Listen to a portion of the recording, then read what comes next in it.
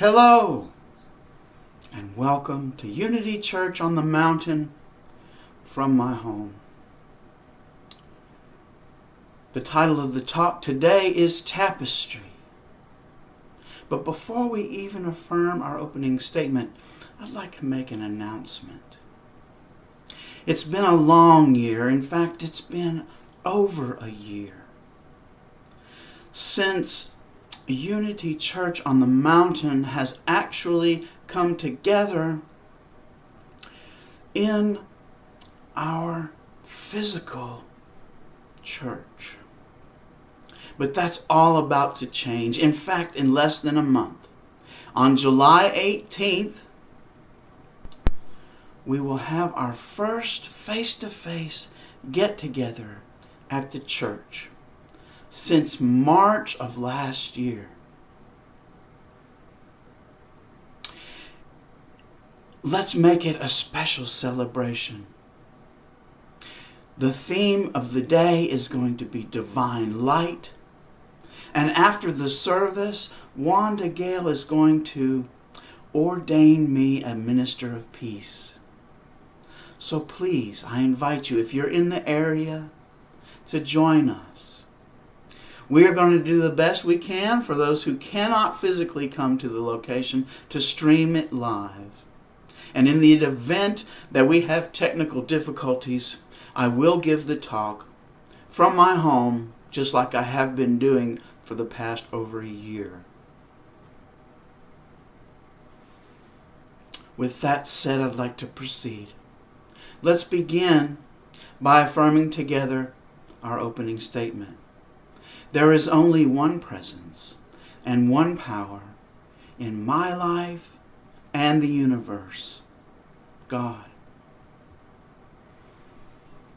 We take a deep breath because our breathing is our connection to the breath of all life, our connection to Source. So we breathe, we relax our body, and as our body becomes relaxed, our mind becomes a little more still.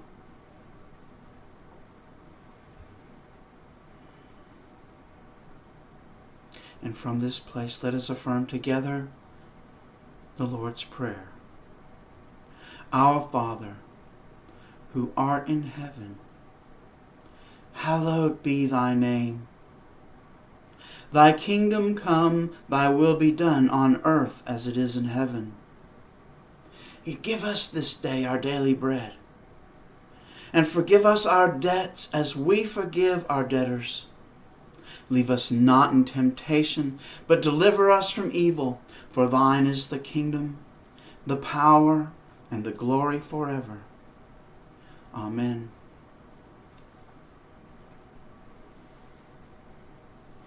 The title of the talk is Tapestry. So let's look at what that could mean if we say tapestry. A tapestry is a wall hanging that's woven. It's a fabric wall hanging, not like a painting, but it's woven from different colors of yarn or thread. They're all woven together so that we have this beautiful image. We have many individual threads that each make a contribution to the whole tapestry.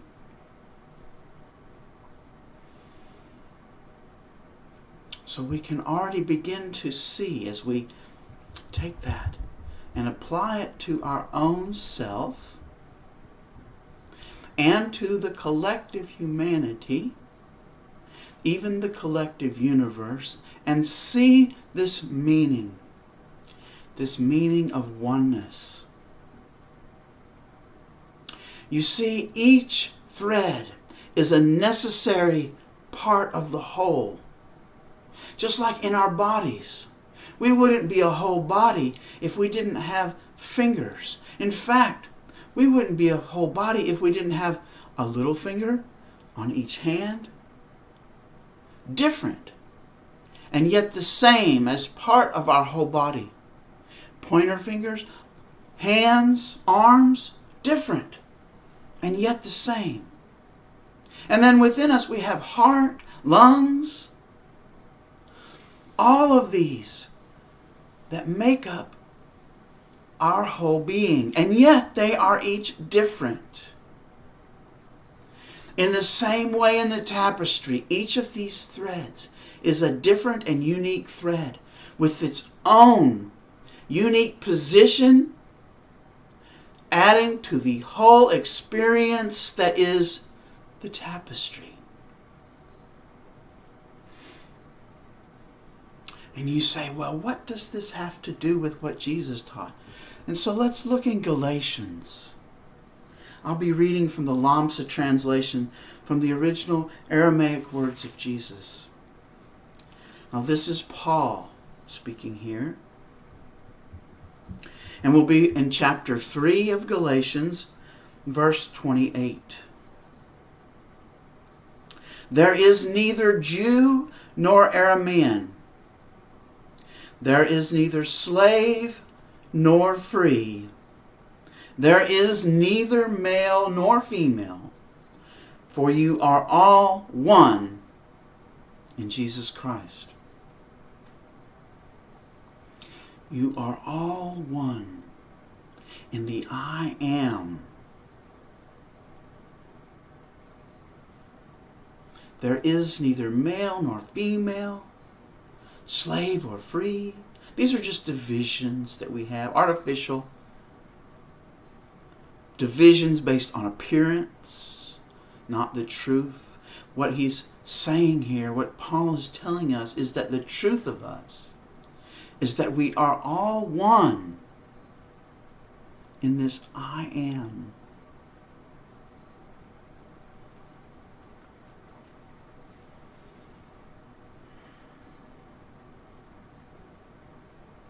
So I'd like to share another scripture before I tell you a story. This is from John. And we have here a story that is told about Jesus. And it relates an episode where he was traveling. He was traveling north from Judea to the Galilee. The Pharisees had come to hear that he was gathering large crowds, and so they were after him. And so he was moving to a safer area where he could share the message of the way. And to get to Galilee, he had to travel through a region that's known as Samaria, S-M-A-R, not Sumeria. And you should know, to get the full meaning of this story, what Samaria is in relation to Judea. You see, at the time when Babylon came in and conquered all of Israel and Judea, many Judeans were carried as slaves to Babylon. But many of the Hebrews who lived in Samaria were left there. But what the Babylonians did is they moved people from their area in Mesopotamia to this area that is now known as Samaria. And these people interbred with the Hebrews there. They brought their beliefs with them, but the Samaritans held to their original beliefs that were given to them, shared through their fathers back to Joseph. Remember Jacob's son Joseph, the one that was that had a coat of many colors and was sold into slavery in Egypt. And was able to bring Jacob and all of the children of Israel to Egypt, where they survived the famine. So that's Joseph. Joseph had 2 sons. And anyway, they are the descendants. Their descendants are the ones who became the Samaritans. But there was also this mixture of blood. Now, to an Israelite, to children of Abraham, to a Judean especially, this idea of mixing blood is something that they can't abide by. They can't see that as being okay. Remember, Abraham sent his son back to his own people, married cousin. Isaac went back and married his cousin. And Jacob likewise was sent by Isaac to marry one of their own people, these Hebrews. So they believed in this idea of keeping the genetic seed within their own group. And the Samaritans didn't do this. So they were seen as other. Okay, so that's important. They were seen as other. And maybe even worse other than the other pagans around them, because they claimed to follow the God of Jacob. So here is Jesus going through Samaria, and he comes upon the well that was originally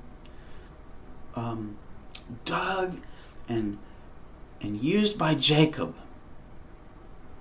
And there's a woman there. The disciples have gone off to the nearest town to get the food for a meal.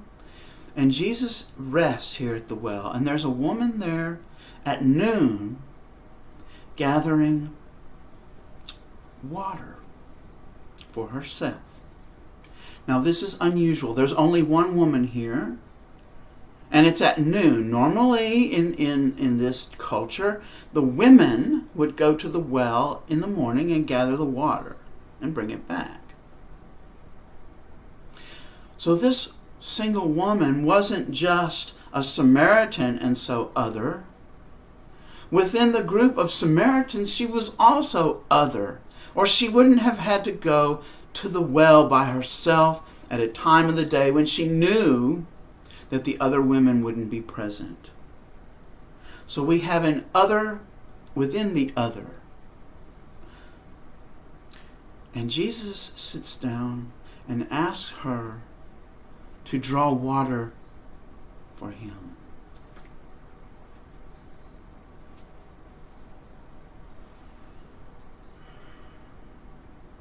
And the Samaritan woman, this is John chapter 4, and I'm going to begin at verse 9.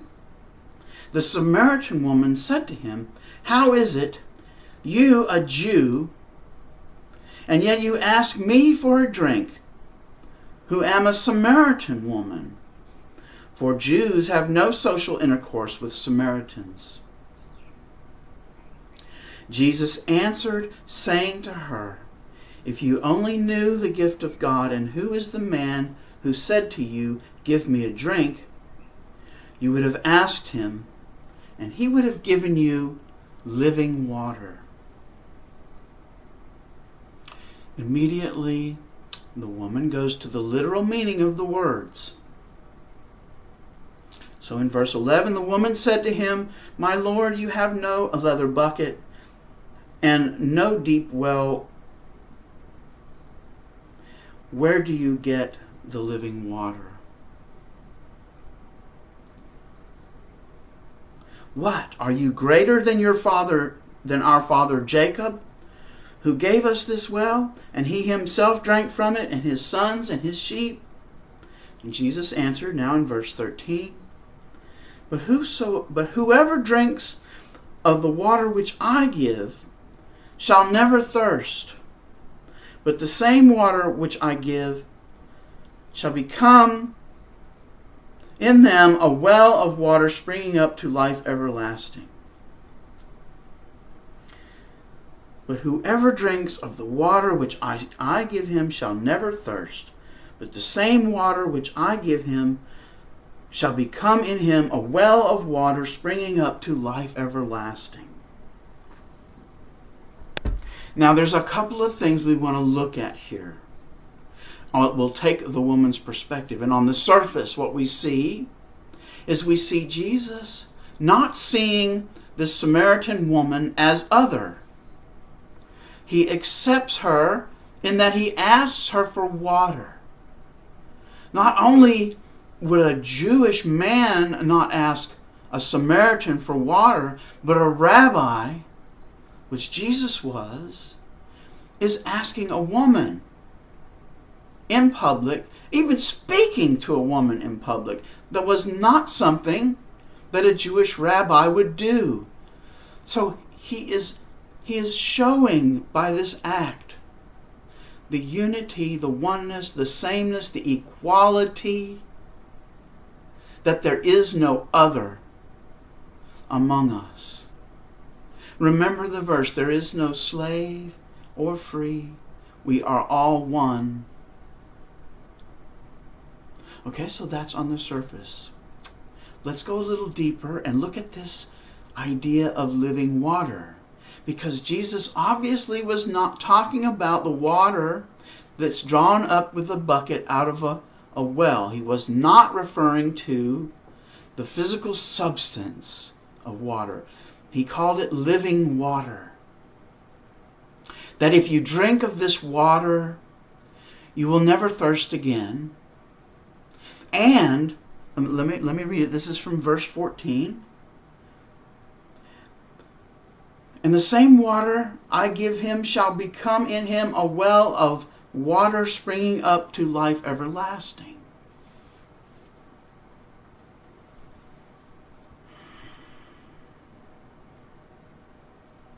So this water is something more than water. There's some things we should think about with this water as a symbol. Water is something that flows. And living water especially, the difference between living water and dead water. Think about the Dead Sea. The Dead Sea is dead because it doesn't flow. Water comes in, but it does not go out, and so it just sits there. Think of the difference between a pond and a river. And there is a flow in living water. This Spirit flows through us. He will give us this Spirit. He shows us the way to find this flow of living water through us. And when we have it, there is no need anymore.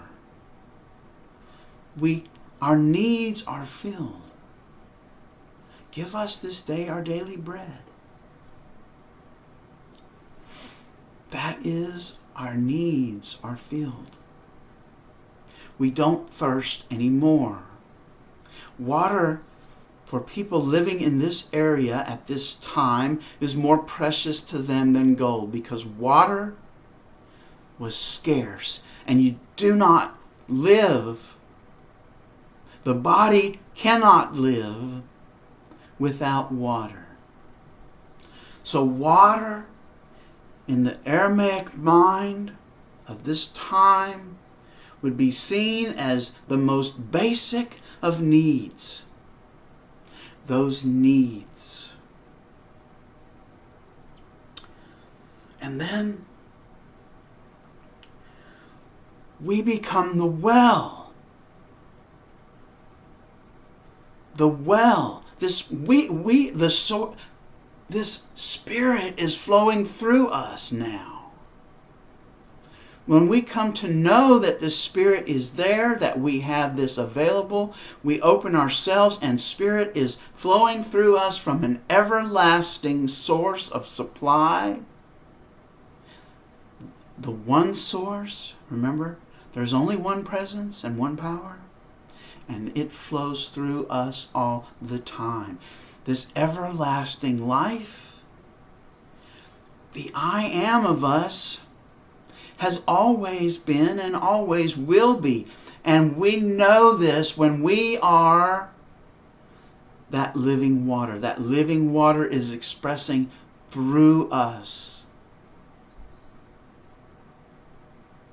Did you know that we have more than 2 creation stories? Okay, so John 1, in the beginning was the Word. And then in Genesis, and God said, let there be light. Did you know there's another creation story? It's in Proverbs. It's in chapter 8. And this is the voice of Sophia, okay? Sophia is that divine wisdom, okay? And the Word, okay? The Word, like from John 1, Word, that can be translated as divine wisdom. It's Milta in Aramaic. Okay, so Proverbs chapter 8, verse 22. The Lord, Allah, sacred unity, the universal mind, the one, created me, divine wisdom, as the first of his creations before all of his works. I was established from everlasting, from the beginning, before he made the earth. When there were no depths, I was brought forth. When there were no fountains abounding with water. Before the mountains were settled, before the hills were formed, was I conceived. While as yet he had not made the earth, nor the valleys, nor the best soil of the world. When he established the heavens, I was there. When he set a circle upon the face of the deep. When he made firm the clouds above. When he strengthened the fountains of the deep. When he gave to the sea its bounds, that the waters should not transgress his commandment. When he laid down the foundations of the earth. I, together with him, was establishing them. And daily I was his delight, rejoicing always before him. This divine wisdom that is accessible, it's always with us. It is in this living water, this flow. That's where we find this divine wisdom, and it never has left us. It's been there from the beginning, and it's an inherent part of us. And it is through this living water, this divine wisdom that has always been and always will be, that we express the ongoing creation of spirit. This is the tapestry. And it's a tapestry that never is complete. And it's a tapestry that requires each thread. And we are those threads. And we are different, yes. But we are the same because we are all one. We all come from source. We are all created in that divine image that has been us from before the beginning. And why before the beginning? Because there is only now. And there has always only been now. It is a human in the body perception that gives time a linear past, present, future direction. Quantum mechanics shows us this, but I won't go into that. That's a whole nother talk. So let's remember, when we see and experience the world, that we become aware of our connection, that we become aware that we are all threads in the same tapestry of life. that we are this living water flowing throughout creation, from source, through us, and back to source, touching every heart of every being. It's beautiful. And when we look out there and we see with this living water and experience it through that love that binds us together, we can't know anything other than joy.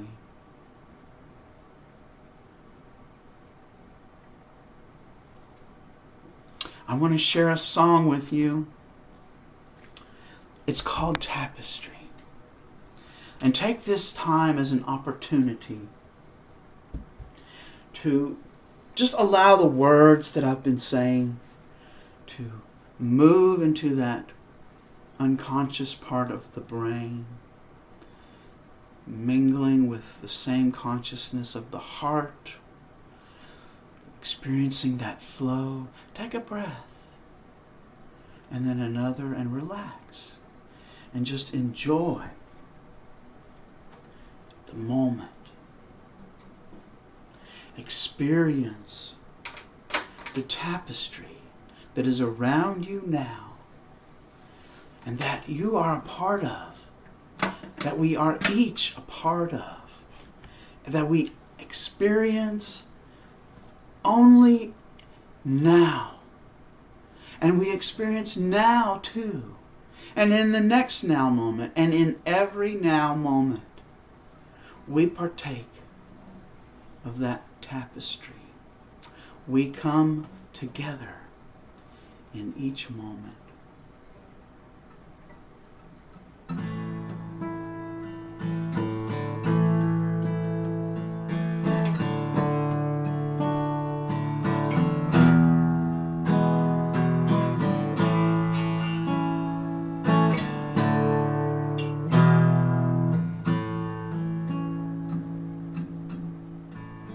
We come together in this moment.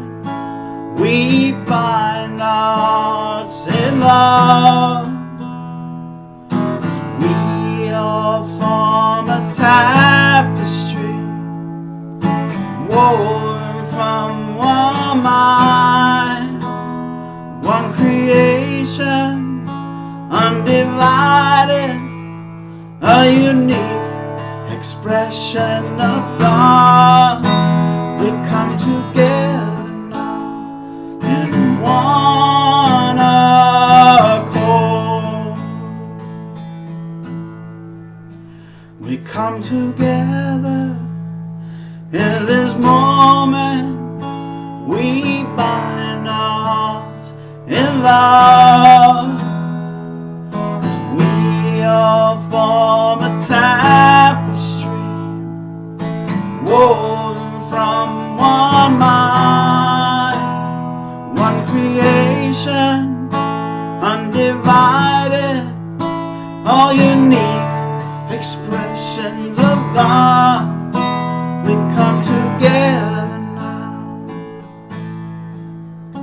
We come together now. We come together now. We come together now in one accord.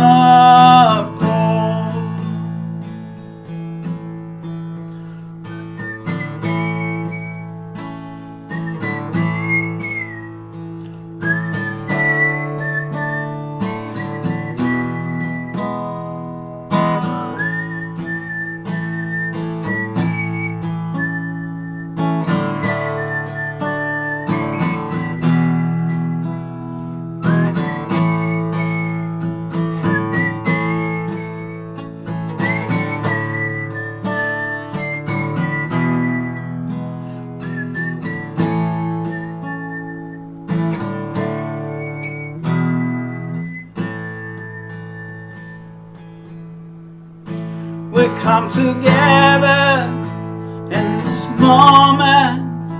We bind our hearts in love. We all form a tapestry, woven from one mind, one creation, undivided, a unique expression of God. We come together now in one accord. We come together now in one accord.